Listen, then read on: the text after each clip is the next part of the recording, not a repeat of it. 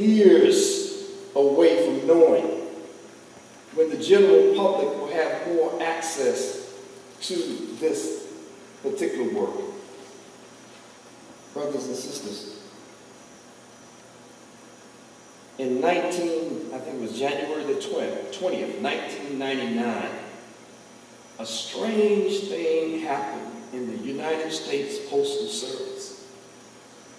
And January the 20th, 1999, a postage stamp was released. I mean, a real good image of Malcolm X was released as a postage stamp that you could put on your letters in first class. It wasn't third class. It wasn't book rate.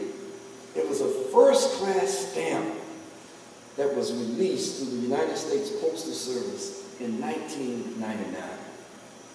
There are so many things, and as I said, I want to get to discussion quickly. But the man that many people, when he was alive, and I will take just a moment to talk about even those people who were closest to him, even the members of the Muslim Mosque Incorporated, even the members of the Organization of Afro-American Unity. I'm not being disparaging in intent about any of these people. But what I will say is that when Malcolm was being victimized, he was being followed around, he was being followed across the country. When the week before he was martyred, his house was firebombed at 2:30 in the morning, and his 4 daughters at that time and his wife and himself could have been killed inside of the house. That because of the things that were happening to Malcolm, that people began to separate themselves and put a little distance from Malcolm. That at the time that Malcolm was martyred, that the Muslims, those people who he had said that I had spent so many years of my life leading people in the nation of Islam, but now I believe that these teachings are false. So now I'm going to dedicate whatever time I have on earth to teach people about what for me has been a life-saving religion of Al-Islam. That those Muslims around him, and I'm not saying this in putting down anybody, but the Muslims around him when Malcolm was martyred, the Muslims for the most part were afraid. The sheikhs, the scholars, the imams were afraid to even funeralize, to give what we as Muslims have, a basic right of janazah, of a funeral prayer. They were afraid. So a young man, 32 years old at that time, by the name of Hisham Jabba, out of Elizabeth, New Jersey, had to step forward and say, if everybody else is afraid, I'm not afraid. I love what this man did, so I will step forward and do it. The point that I make, that there are many of us who, if Malcolm were to walk through that door today, and we know that that's not going to happen, but there are many people that if he were to walk through the door, that those people today that are talking about how I love Malcolm, that when Spike Lee's movie came out in 1992, it was safe to love Malcolm. It was safe to the tune that over $100 million in merchandise with X's on it was sold after this movie was made on Malcolm X. So it was fashionable, it was easy to say, I love Malcolm.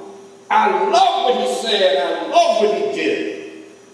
But when he was alive, particularly after he left the Nation of Islam in the last 11 months of his life, the majority of us were afraid to be in the same room with Brother Malcolm. Let me digress just one other point. I never had the fortune to be, to my knowledge, in the same area of Al-Hajj Malik Shabazz, Malcolm X, but I have had the fortune and did have the fortune of knowing Betty Shabazz.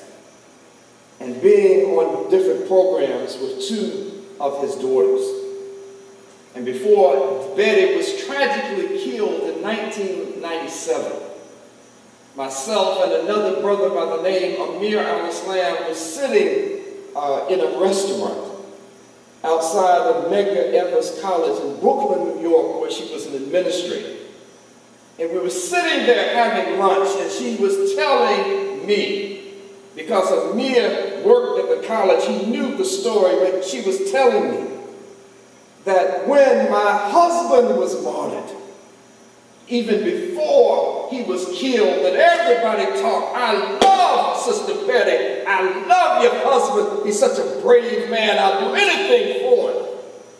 But when my husband was killed, those same people, particularly the Muslims, somehow just bowed their head and tried to make an exit, and were even so afraid that assistance that they could have given to try to help this family that had sacrificed so much, that they, for whatever reason, and only God knows for what reasons, they, like roaches, and I don't mean to sound harsh, because I wasn't there. Maybe I would have done the same thing. But according to Betty Shabazz, according to the daughters of Malcolm, this was the reality that confronted the family when Malcolm was martyred. Let me sort of shift gears just for a moment, because I promised that we want to have a good interactive discussion and not just sit here and let me just talk at you. We want to have this interactive discussion. But when we look at the life of Al-Hajj Malik Al-Shabazz, when we just take the time to revisit his life and see, well, what is it about somebody born in 1925, born in another century? What is it about somebody who's been dead almost one whole century, half of a century himself?